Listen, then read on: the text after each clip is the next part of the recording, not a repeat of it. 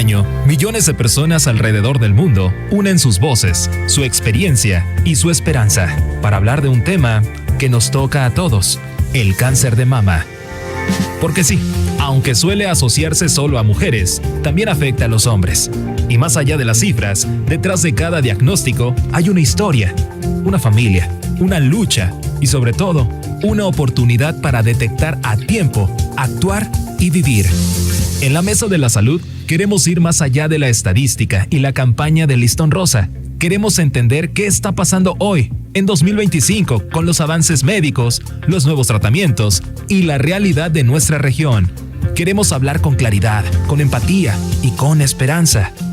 Para hacerlo, nos acompaña un especialista con una trayectoria reconocida en el campo de la oncología, el doctor Armando Martínez González, quien estará con nosotros para compartir su experiencia, su conocimiento y su visión sobre cómo enfrentar, detectar y tratar el cáncer de mama en nuestros días.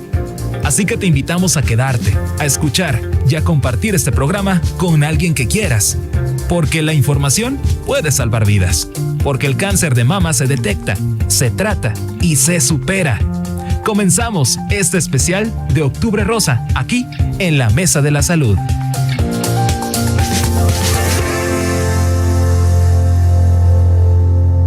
Ya lo escucharon, damos inicio oficialmente a la Mesa de la Salud este Octubre Rosa.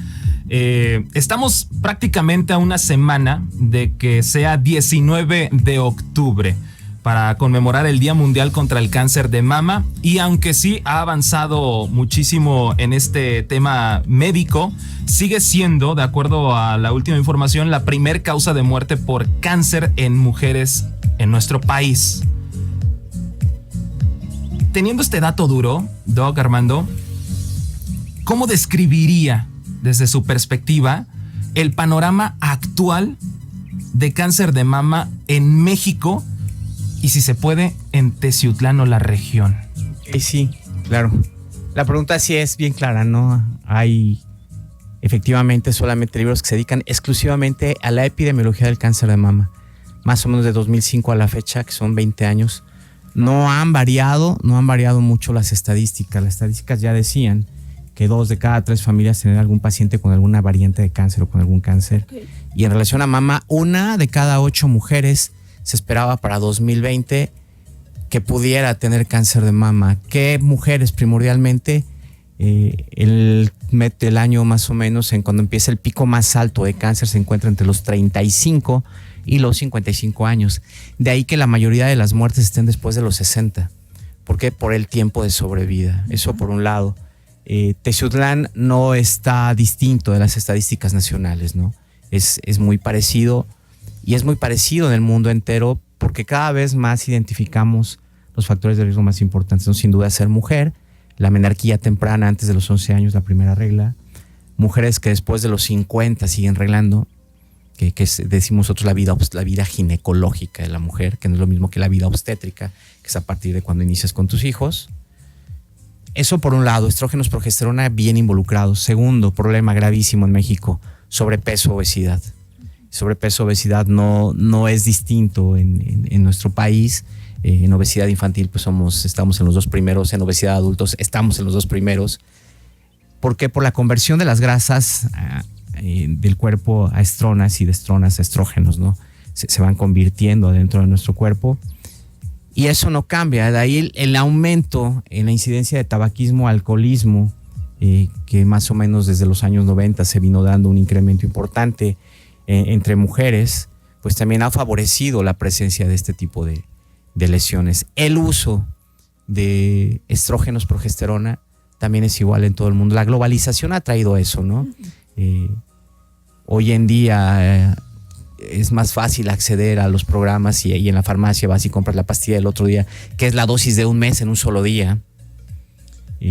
Tiene un tiempo determinado en que deben ser usados. Habitualmente tú recomiendas 5 a 10 años, no más tiempo usando anticonceptivos de tipo hormonal. Y cuando tú preguntas si Teciutlán está fuera de esos rangos, no, Teciutlán está en los mismos rangos que la media nacional en el país. Bien decías tú, más de 8,000 muertes, ¿no? Más de 8,000 muertes.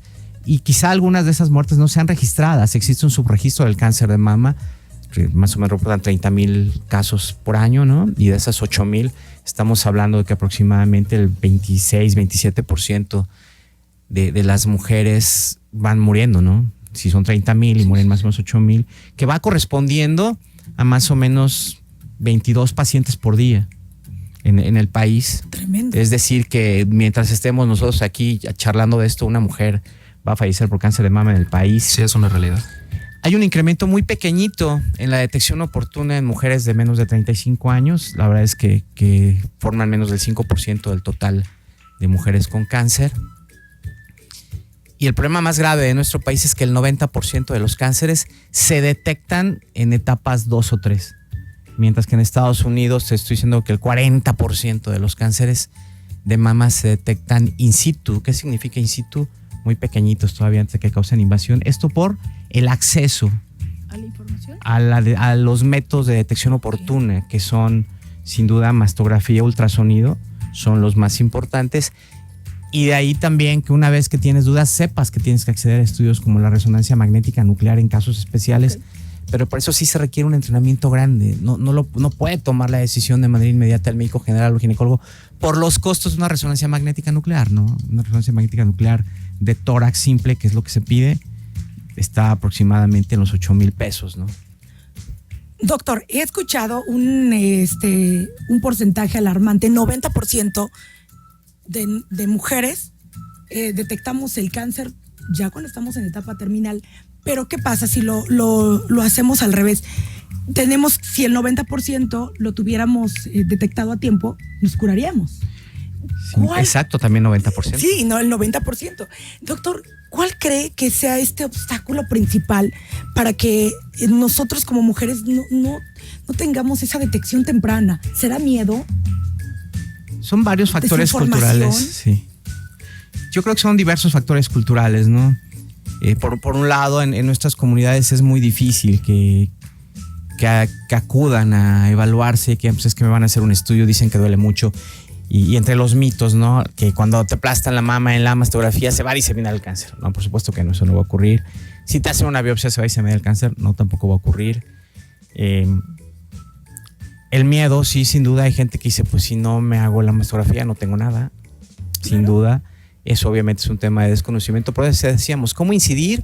Educación en salud, educación en prevención y en detección oportuna sobre todo, ¿no? Porque al final no puedes prevenir ser mujer. Simple y sencillamente tus hormonas van a seguir funcionando de manera habitual y pues bueno, no hay modo. Y por otro lado, si tú te dedicas a suprimirlas, pues vas a tener también muchas alteraciones.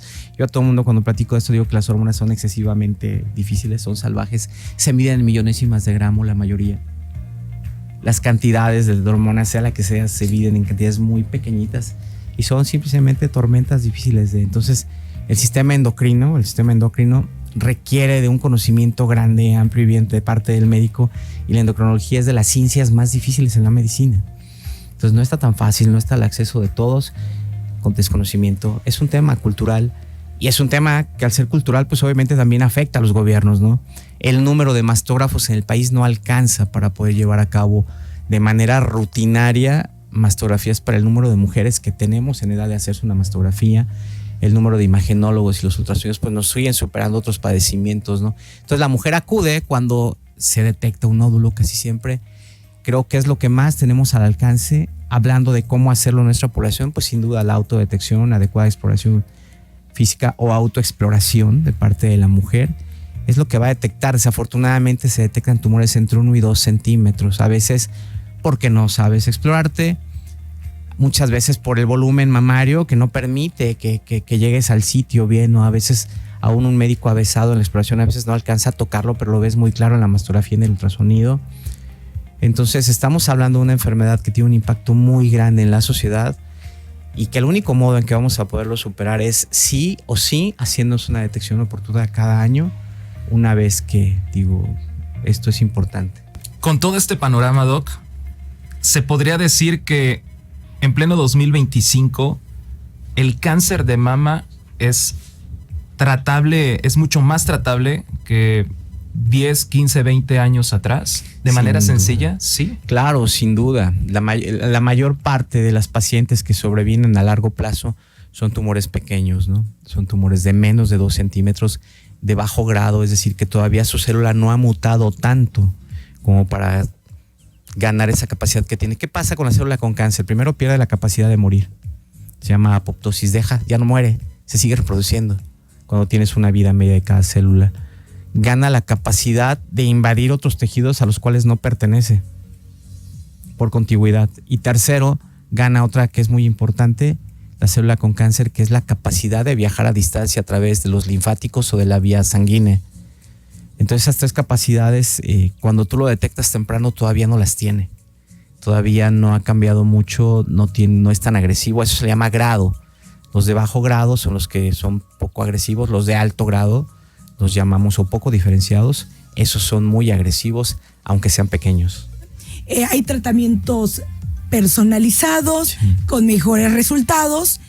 Y yo le preguntaría, doctor, en este caso, ¿cuál considera que es el avance más importante que la medicina ha logrado en el tratamiento de cáncer de mama en este 2025?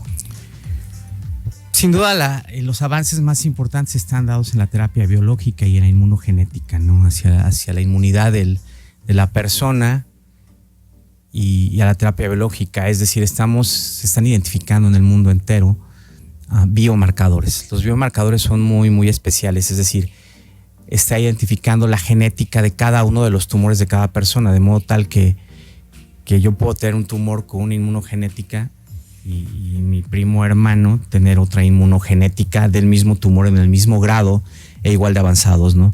Pero necesitamos ver si esos receptores, esos biomarcadores están presentes en uno o en otro para poder utilizar nuevos medicamentos que los consideran como parte de la quimioterapia, ¿no? Que realmente la gran mayoría son tomados, algunos son administrados por vía intravenosa y sin duda que estamos identificando, por ejemplo, con algunos de estos biomarcadores que hoy hay ya también en sangre. Algunos les han llamado biopsias líquidas, que te toman una muestra de sangre y buscan, por ejemplo, BRCA1, BRCA2 o BRCA1 y 2, ERBB2 y algunos otros marcadores HER2/neu, que nos están hablando de muchas cosas. Por ejemplo, hoy al tumor en mama le haces biología molecular y de base hay una nueva clasificación que se llama luminal. Okay. Y ya la quimioterapia no se basa en la presencia de ganglios positivos o no, que eso se venía haciendo antiguamente, hasta más o menos 2007, 2008, ¿no? Apareció el luminal y empezamos a darnos cuenta de que había pacientes que tenían un solo ganglio positivo y eso obligaba a quimioterapia. Pero después nos dimos cuenta de que si sobreexpresaban receptores hormonales y no sobreexpresaban HER2/neu y su índice de proliferación, que se llama KI67, era bajito, decías, hey, no le des quimio, porque estábamos sobretratando a pacientes con quimioterapia. Iban sí o sí. Y el tratamiento con quimioterapia, pues bueno, tiene efectos secundarios que pueden ser devastadores, no solamente físicamente, sino también económica y socialmente, ¿no? Es muy difícil. Entonces la terapia biológica y el tratamiento individualizado se ha ido hacia allá. ¿El tumor tiene esto? Sí. Y ahora, por ejemplo, la biopsia líquida nos está sirviendo como un factor predictivo en pacientes que ya tienen cáncer de mama. De modo tal que les buscas alguno de estos biomarcadores y pueden predecir que esa mujer pudiera llegar a tener una recurrencia. En el diagnóstico todavía no, puedes decir, te pueden hacer una citología de base líquida o buscar exactamente estos biomarcadores y salirte positivos. Pero no todas llegan a desarrollar un tumor como tal, sino que simple y sencillamente es más factor de riesgo. Entonces, no se está usando todavía de manera rutinaria, porque te imaginas que vas y te haces un dices, pues sí tienes más probabilidades porque sí tienes estos biomarcadores tumorales. Y que al final no desarrolles un tumor, todo ese tiempo vas a vivir con una ansiedad terrible.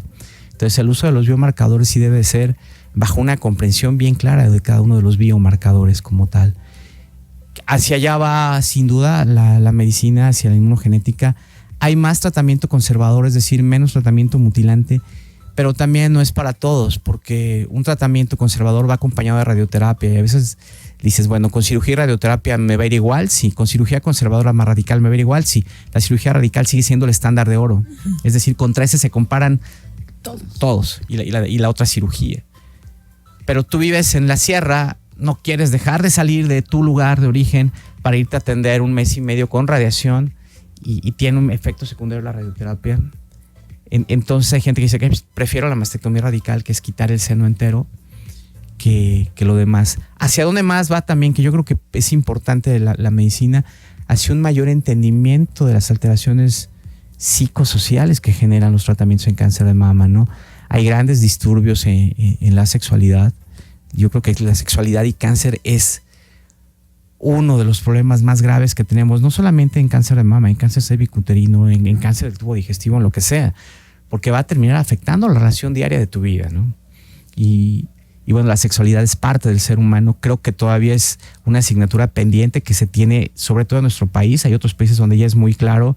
Hay grupos en Estados Unidos que se dedican única y exclusivamente al tratamiento y al apoyo psicológico y la adecuada orientación de mujeres con cáncer de mama. De modo tal que cuando platicas con ellas tienes que hablar de todo aquello, porque la hormonoterapia, la quimioterapia, la terapia biológica, la radioterapia, la propia cirugía, más todos aquellos temores de muerte y todo lo que viene ahí, van a terminar afectando tu vida diaria. Claro. Sí o sí. Y en México no contamos con eso. El único lugar que tiene psico-oncología es el Instituto Nacional de Cáncer. De ahí se gradúa un número determinado que no es grande, no se puede que sea tan grande. Y pues bueno, eso por un lado. Y por otro lado, pues no todos quieren hacer primero psicoterapia, que es como que un grado más que la psicología, vas a psicoterapia y cuando terminas psicoterapeuta, entonces ya puedes ingresar a psico-oncología. Entonces los años en el estudio sí son importantes. Y el acompañamiento también. Es impresionante. Y creo que ahí sí estamos creciendo mucho. Entonces, si tú me preguntas directamente, la nueva terapia molecular, ya sea para mejorar la inmunidad o directamente contra el tumor, lo psicológico, lo psicosomático, y seguramente también tenemos grandes avances en que nuestras quimioterapias hoy tienen menos efectos secundarios que hace 20, 25 años. Quisiera, doctor, que retomáramos un poquito acerca de la prevención, de la autoexploración, qué importante es, y sobre todo porque el 80% de los casos, nosotras como mujeres somos las que detectamos pues algún cambio en nuestro cuerpo, en nuestra mama. Lo primero sería, ¿a qué edad nos recomendaría comenzar nuestra autoexploración? Y seguido de ¿cada cuánto deberíamos hacer una mastografía? Eso. Sí, son preguntas básicas, rápidas, ¿no? Si tienes síntomas, no existe edad. Hay niñas pequeñas de 12, 13, 14 y 6 años que se tocan, ¿no? El fibroadenoma mamario juvenil puede ser desde los 9 años, ¿no? Hemos operado niñas de 9 años con lesiones grandes cuando hay síntomas. Si no has tenido síntomas, yo creo que después de que tuviste tu primer hijo, porque hay mujeres que a los 15, 16 ya tienen un hijo, hay mujeres que a los 17 van en el segundo hijo. Una vez que iniciaste vida obstétrica, es decir, que tuviste hijos, debes empezarte. En general, se recomienda que más o menos en la adolescencia tardía, 18, 20 años es cuando empieza la gente a hacerte una autoexploración. Empiezan, si no es que no tuvieron síntomas antes, ¿verdad? A esa edad más o menos sí tenemos chicas de menos de esa edad, obviamente en la consulta, por síntomas, por dolor de mama, porque lograron tocarse un nodulito y pues bueno, pero en general, estamos hablando de en general a qué edad, esa edad es una gran edad. Y la mastografía, fíjate que la mastografía ya en mi experiencia, yo te puedo decir que bueno, los libros dicen que a los 40 años es la edad de corte en la cual se empezó a hacer mastografía. Lo que nosotros hemos notado es que más del 50% de la población de más de 40 años, de entre 40 y 45, cuando hacemos mastografías, la mastografía no nos alcanza todavía para poder ver bien. De modo tal que el ultrasonido es un gran método para poder identificar en estas mujeres. Entonces, en la campaña que veníamos haciendo nosotros ya de muchos años, nuestra edad de corte era 40 años. La hemos subido a 45, es decir, de 45 años hacia abajo les estamos haciendo como método de escrutinio, que el escrutinio es que sin síntomas buscas un tumor escondido. Ok. Que es lo adecuado. Sí, claro. Es que sabe porque que todavía no has tocado nada, ¿no? Está chiquito. Sabe que, y lo voy a hacer de manera muy personal. Fíjese que yo tengo, pues claro, muchas amigas, conocidas, mujeres.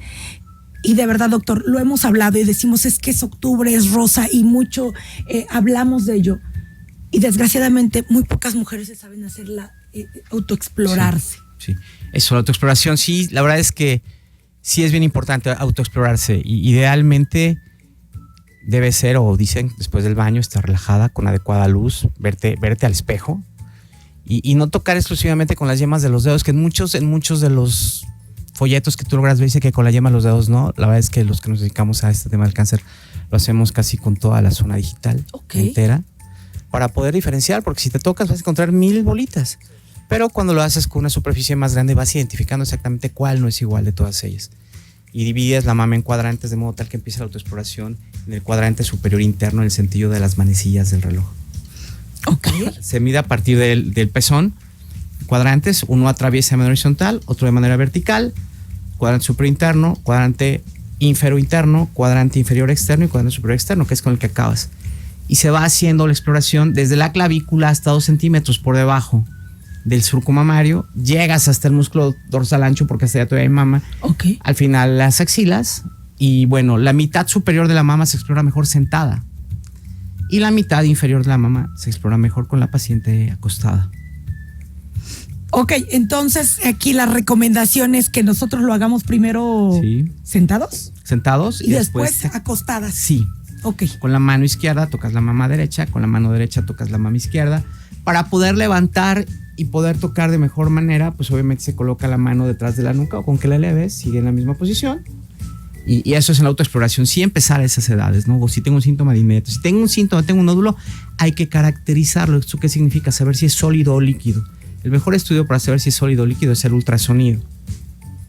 Si estás en una edad con factores de riesgo, que empezó a arreglar muy temprano, que tuvo uso de anticonceptivos durante mucho tiempo.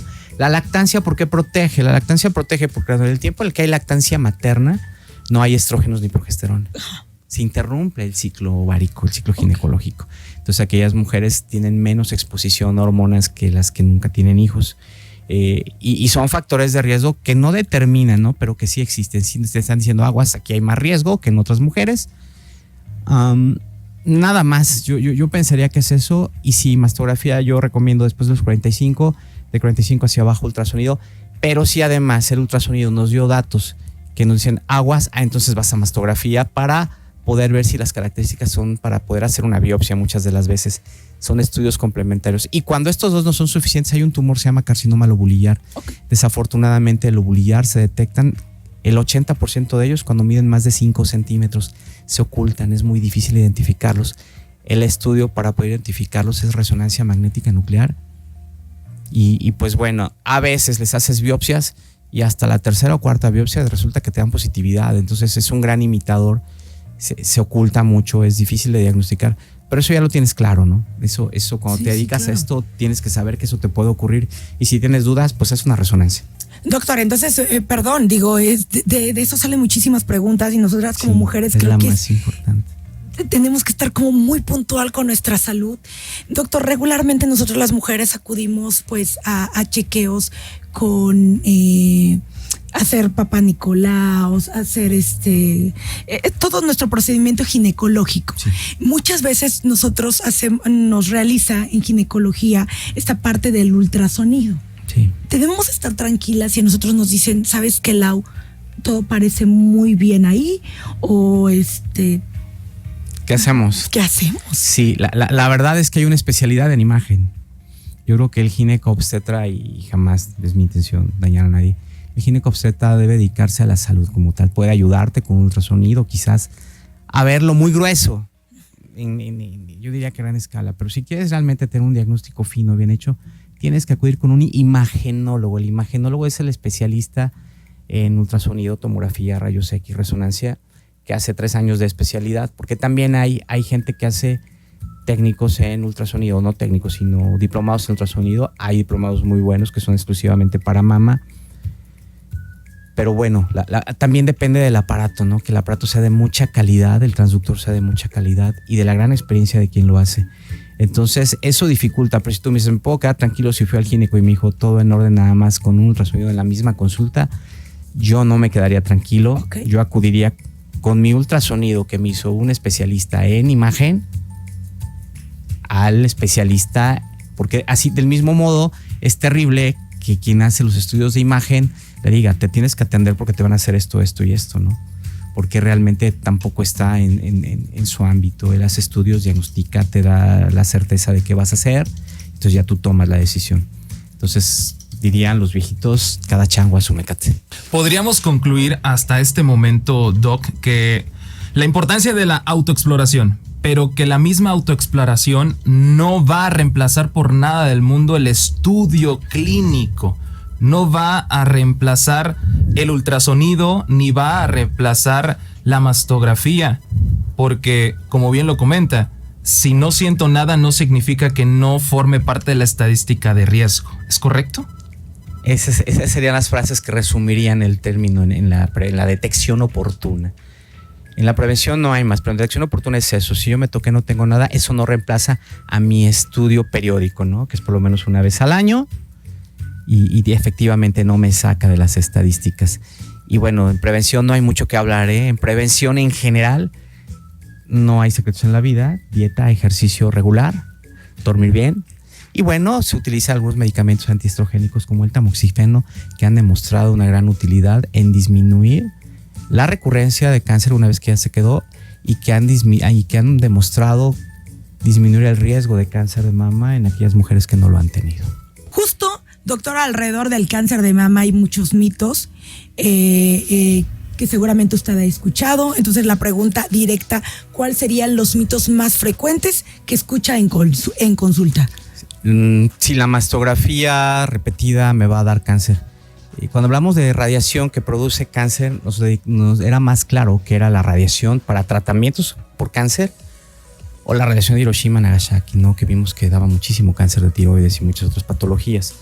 El número de mastografías a realizarse es altísimo. Para que te dé cáncer de mama tendrías que hacerte 500, 700 mastografías. No va a ocurrir nunca. En nuestro país, el 21% de la población se ha hecho una sola mastografía en toda su vida, de aquellas que sí deberían ser una sola vez, no cada año, una sola vez. Entonces ese es uno de los mitos más grandes. El otro mito es: si te hacen una biopsia se te va a diseminar. Cuando te aplastan con la mastografía el cáncer se va a ir a todos lados, va a pasar porque te lo pueden romper. No va a ocurrir. Los tumores son duros, sólidos, como roca, como una piedra de tan fuertes que son.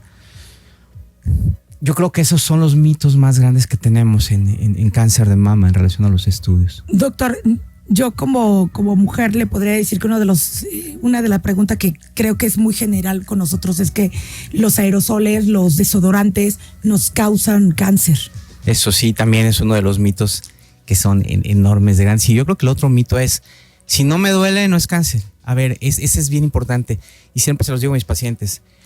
Si te duele, puedes estar más o menos tranquila, porque en general lo que duele casi siempre son padecimientos inflamatorios de la mama. Los nódulos que no duelen tienen más riesgo de ser cáncer cuando hablamos de la mama exclusivamente. Perfecto. Se ha hablado muchísimo y lo hemos tocado en otros espacios dentro del programa, que hay alimentos que, de acuerdo a la Organización Mundial de la Salud, ya están catalogados como altamente generadores de cáncer. Me llama la atención que el jamón forme parte de esa lista, doctor. ¿Qué alimentos, bajo su criterio, están ya relacionados con tema de cáncer en general? En general, los embutidos no son tan saludables, ¿no? Y forman parte de la dieta de mucha gente: jamón, salchichas, primordialmente, no hablando de embutidos, chorizos. Yo creo que tienen más relación con el cáncer de colon. Por los conservadores, por la sal, son alimentos que en su proceso requieren de mucha sal para poderse preservar, ¿no? De hecho, que la carne seca, que le dicen en muchos lugares, la secan, le ponen mucha sal, se generan nitrosaminas y pueden causar muchos daños las nitrosaminas en este sentido. No es muy difícil poder establecer cuando hablamos de nutrición y cáncer, y lo dice bien claro De Vita, que es la Biblia de los que nos dedicamos al cáncer. Es muy difícil establecer la periodicidad o las cantidades que serían capaces de inducir a cáncer.